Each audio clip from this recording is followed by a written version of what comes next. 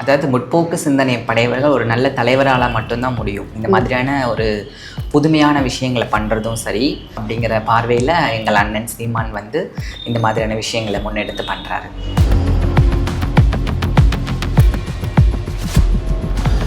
நாம் தமிழர் கட்சி ஏன் சூஸ் பண்ணேன் அப்படிங்கிற கேள்விக்கு நீங்களே பதில் சொல்லலாமே. இன்னைக்கு புதுசாக கட்சிகள் வராங்க, நாங்கள் அப்படி இல்லை, நாங்கள் ஒரு அடிப்படை அரசியல் மாற்றத்தை கொடுப்போம் உங்களுக்கு அப்படின்னு சொல்லிட்டு எத்தனையோ கட்சிகள் வராங்க. ஆனால் இப்போ இன்னைக்கு நடக்கக்கூடிய நடைமுறைகளை பார்க்கும்பொழுது அப்படி எந்த ஒரு அரசியல் அடிப்படை மாற்றத்தையும் கொண்டு வந்ததாக ஒரு பெரிய தாக்கத்தை கொண்டு வந்ததாக தெரியல. எல்லா இடத்துலையுமே இந்த பாலிடிக்ஸ்னு ஒரு விஷயம் இருக்கு இல்லையா? ஸோ நீங்கள் அதை எப்படி ஹேண்டில் பண்ணீங்க? என்ன மாதிரி பாலிடிக்ஸ் இருக்கும் உங்களோட சமுதாயத்துலேயும்? எங்களுடைய சமுதாயத்தில் பாலிடிக்ஸ்னு எடுத்துட்டிங்க அப்படின்னா, டிவிகே வந்து ஃபஸ்ட்டு அண்ணா பேசினாங்க, அதுக்கப்புறம் ஃபுல்லாக அந்த சைடே அவர் இறங்கிட்டாரு. ஸோ அதற்கு காரணம் வந்து ஒரு பயமா?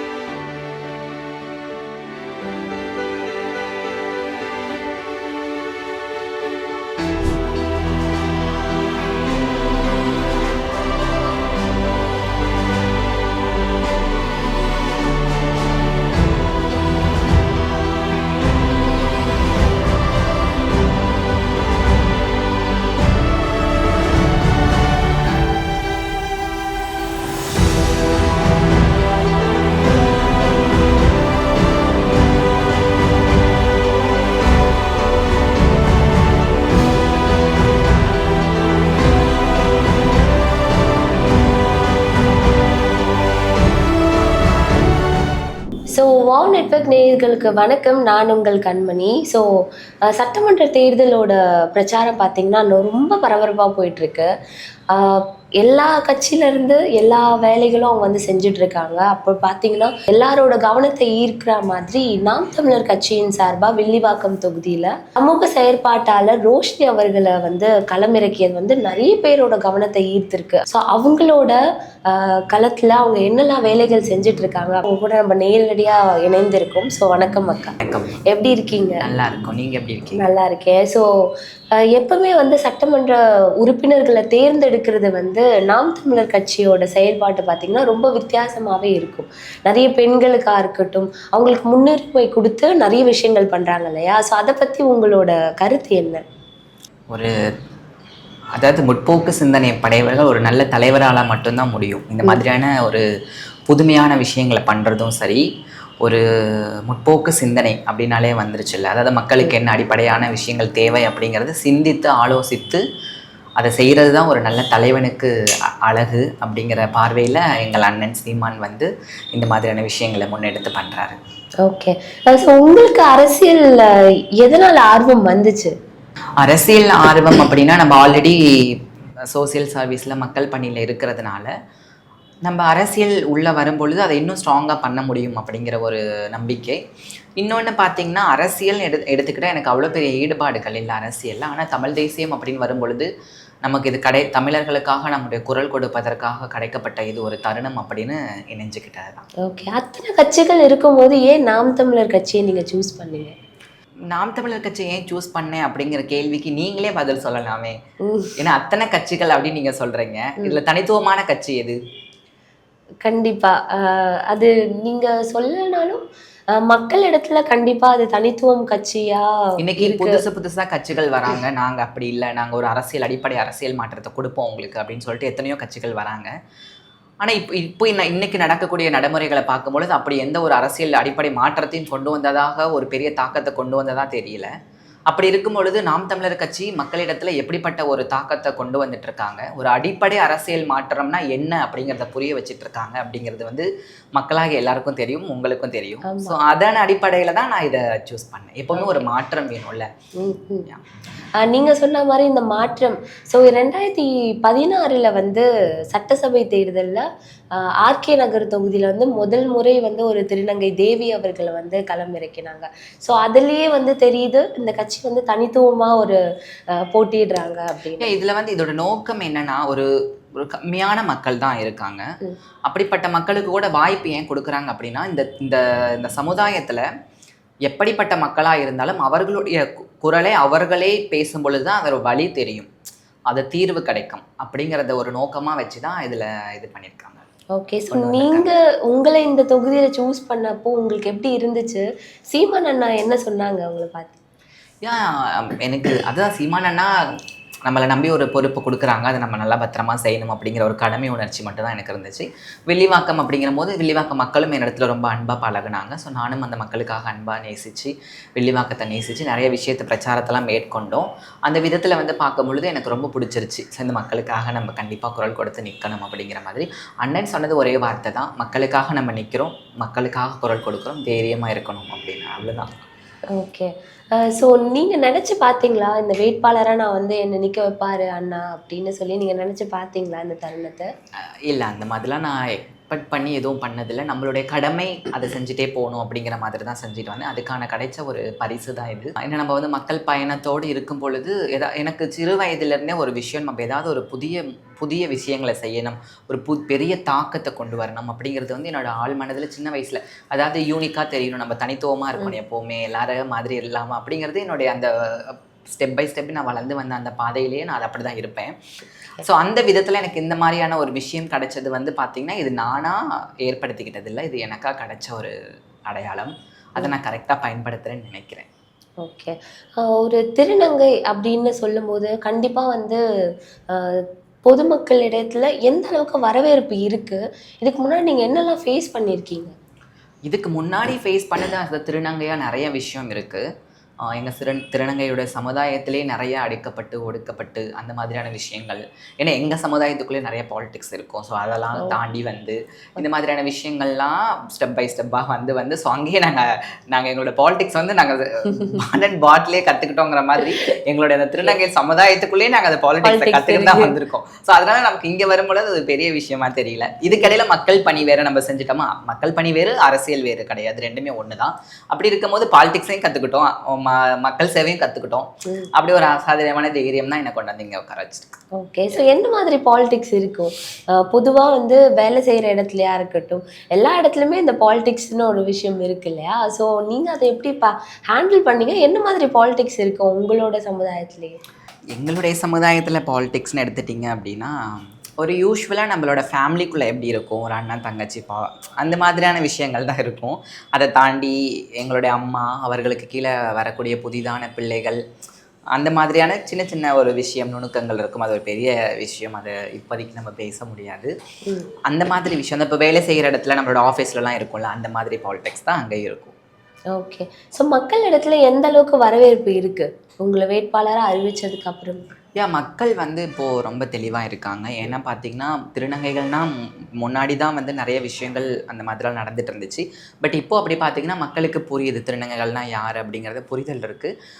இன்னும் கொஞ்சம் புரிதல் வேணும் அப்படிங்கிறதுக்காக தான் இந்த இடத்துக்கு நான் வந்திருக்கேன். ஸோ என்னுடைய சேவைகளும் மக்களிடத்தில் நான் அணுகிற அந்த முறையும் இன்னும் ஒரு பெரிய ஒரு மாற்றத்தை கொண்டு வரும்னு நம்புகிறேன். ஓகே. ஸோ இப்போ நாம் தமிழர் கட்சியின் சார்பாக ஒரு வேட்பாளராக நீங்கள் வந்து இருக்கிறத தாண்டி ரோஷினி அப்படின்னா யார்? ஸோ உங்களோட நிறைய விஷயங்கள், நீங்கள் இந்த கட்சிக்கு வர்றதுக்கு முன்னாடி நீங்கள் நிறைய வந்து இந்த மாடலிங் ஃபீல்டில் இருந்திருக்கீங்க, நிறைய ரீல்ஸ் டான்ஸ்லாம் பண்ணியிருக்கீங்க. ஸோ இந்த சைடில் உங்களுக்கு வேறு ஒரு இன்ட்ரெஸ்ட் இருக்குது இல்லையா? ஸோ அதை பற்றி சொல்லுங்கள். ஸோ ரோஷினி அப்படின்னா யார்? அப்படிலாம் இல்லை. ரோஷினினா ஒரு சாதாரணமான ஒரு எல்லா திருநங்கைகளையும் போலும் ஒரு திருநங்கைகள் இல்லை. ஒரு அந்த ஸ்டார்டிங் பீரியடில் நம்ம மாறுற அந்த ஸ்டேஜ் இருக்குல்ல, அந்த டைமிங்கில் நம்ம எந்த பாதையை சூஸ் பண்ணுறோன்னு தெரியாமல் சில வழிகளில் நம்ம போயிருந்திருப்போம்.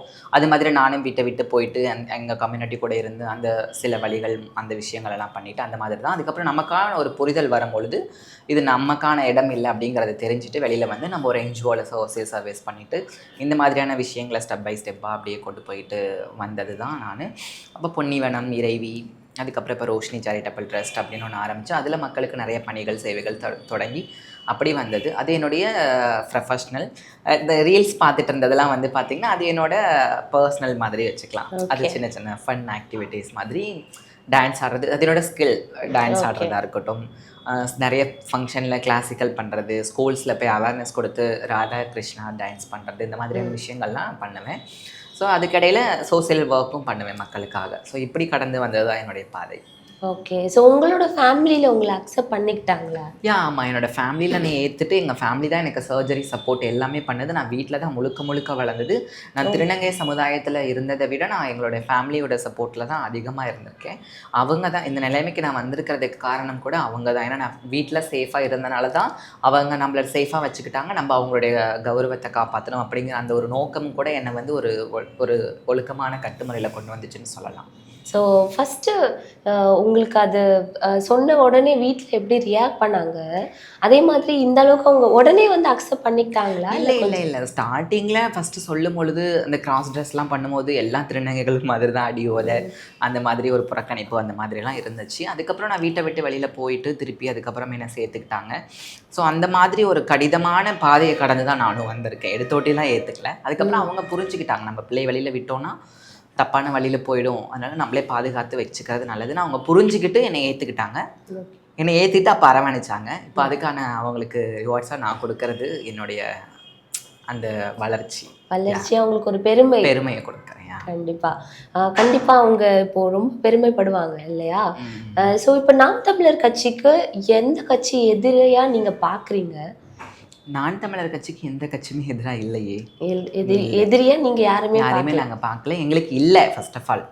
பிகாஸ் நான் தமிழர் கட்சி அப்படிங்கிறது வந்து ஒரு தனி கொள்கையும் கோட்பாடும் உள்ள கட்சி. எங்களுடைய கொள்கைக்கும் கோட்பாடுக்கும் எதிராக இது வரைக்கும் எந்த சித்தாந்தத்தையும் யாரும் கொண்டு வரல. அப்படி பார்க்கும்போது எங்களுக்கு எதிரையும் யாரும் இல்லை. பட் போட்டின்னு ஒரு விஷயம் இருக்கணும் இல்லையா? போட்டின்னு இருக்கணும்னா எங்களுக்கு ஒரே விஷயம், திராவிடத்துக்கும் தமிழ் தேசியத்துக்கும் தான் போட்டி. அப்படி பார்க்கும்போது எங்களுக்கு திராவிடம் தான் எங்களுக்கு உங்களுக்கு ஒரு போட்டியாக நீங்கள் வந்து பார்க்குறீங்க இல்லையா? முதல்ல வந்து டிவிக்கே வந்து ஃபஸ்ட்டு அண்ணா வந்து பேசினாங்க. அதுக்கப்புறம் மொத்தமாகவே வந்து டிஎம்கே தான் வந்து அவங்களுக்கு தீய சக்தி அப்படின்ற மாதிரி ஃபுல்லாக அந்த சைடே அவர் இறங்கிட்டார். ஸோ இந்த பக்கம் வரவே இல்லை. ஸோ அதற்கு காரணம் வந்து ஒரு பயமா, இல்லை வந்து அதை நீங்கள் எப்படி பார்க்குறீங்க? அதுதான் நான் முன்னாடியே சொன்னது போல தான். இப்போ மக்கள் வந்து அவர் தமிழ் தேசியமும் திராவிடமும் 2 கண்கள் அப்படின்னு சொல்கிறாரு. அப்படி சொல்லும் பொழுது திராவிடத்தை இப்போ எல்லாருமே எதிர்க்கிறாங்க. ஏன்னா அந்த அரசியல் முறை சரியில்லை, நிறைய விஷயங்கள் மைனஸாக இருக்குது. அப்படி இருக்கும் பொழுது திராவிடம் இப்போ வேணான்னு மக்கள் ஒரு புரிதலில் இருக்காங்க. இப்போ தமிழ் தேசியத்தை பேசுகிறதுக்கான எந்த ஒரு மிஸ்டேக்ஸும் இல்லை, சொல்கிறதுக்கான பாயிண்ட்ஸ் இல்லை அவங்களுக்கு. நம்பர் 1, அப்படி அவங்க தமிழ் தேசியத்தை பேசிட்டாங்க அப்படின்னா மக்கள் புரிதல் அடைஞ்சிருவாங்க அவங்க. ஃபர்ஸ்ட் ஆஃப் ஆல் புரியுதுங்களா என்ன சொல்ல வரேன்னு? ஏன்னா அப்படிப்பட்ட ஒரு பாதையில் தான் தமிழ் தேசியம் பயணிச்சிட்ருக்குங்கிறது உறுதி. அதனால கூட அவங்க பேசாமல் இருக்கலாம். ஓகே. ஸோ இப்போ இந்த வில்லிவாக்கம் தொகுதியில் வந்து டிவிகே சார்பாக வந்து ஆதவ அர்ஜுனா களமிறக்க போவதா ஒரு நியூஸ் வந்து பரவிட்டு இருக்கு இல்லையா? ஸோ நீங்கள் அதை எப்படி பார்க்குறீங்க? அது ஒரு போட்டியாக இருக்குமா? அப்படிலாம் இல்லை, வரவே இருக்கிறேன் நான். யாருவே, இது வந்து ஜனநாயகம் நாடு. ஸோ யாரை வேணுமா வந்து போட்டியிடலாம். அப்படி பார்க்கும்பொழுது அவரை நான் வரவே இருக்கிறேன். அவர் மக்களுக்கு என்ன சேவை செய்கிறார், மக்களுக்காக எவ்வளோ தூரம் நிற்குவார் அப்படிங்கிறது வந்து மக்களுக்கு தெரியும். இப்போ மக்கள் முடிவெடுக்கட்டும். இது ஒரு களம், இதில் யார் வேணுமா நம்ம களமாடலாம்.